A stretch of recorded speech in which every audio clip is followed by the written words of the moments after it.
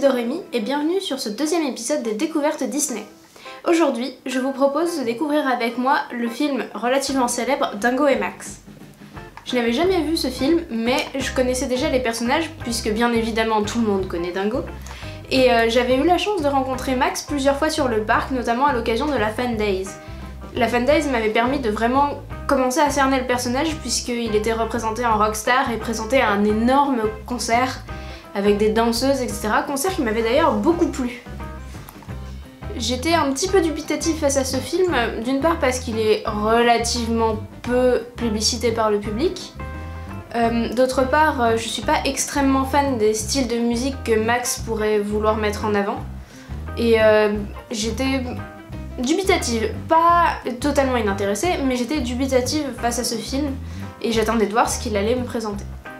J'avais aussi un petit peu peur qu'il ait mal vieilli parce qu'il date quand même pas d'hier, et je m'étais dit que l'animation risquait d'avoir mal vieilli, ou je savais que ça parlait d'une histoire père-fils puisque je connais un petit peu Dingo et Max quand même, et je m'étais dit que probablement ça avait mal vieilli, que les blagues n'étaient plus d'actualité, voilà, je pensais que c'était bien avant mais que maintenant ça avait plus vraiment d'intérêt.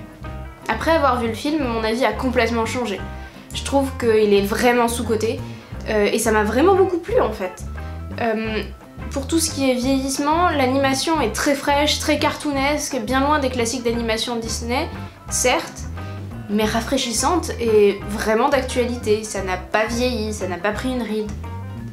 Du point de vue de l'histoire, la relation entre Dingo et Max sonne extrêmement vraie. Surtout en cette période de confinement où on a nos ados tout le temps sur le dos.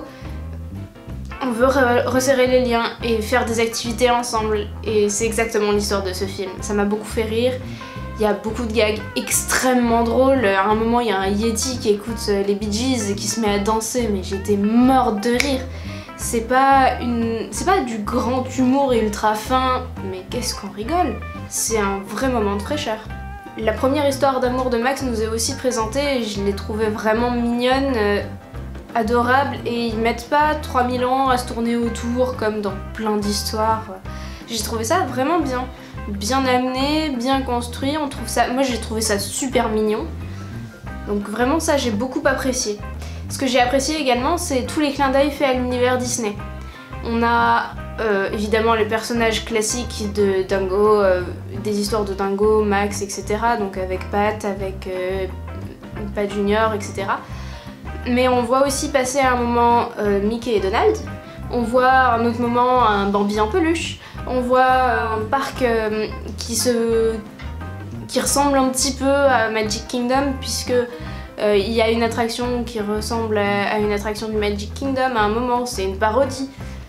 J'ai vraiment trouvé ça assez rigolo et j'ai vraiment beaucoup aimé tous les petits clins d'œil que j'ai pu voir, et je suis sûre que j'en ai raté des tas parce qu'il y en avait vraiment beaucoup. Autre fait amusant, les chansons sont majoritairement traduites, mais les chansons qui sont censées appartenir au groupe fictif de musique adulé par Max dans le film n'ont pas été traduites pour garder le côté rockstar, et j'ai trouvé ça bien pensé.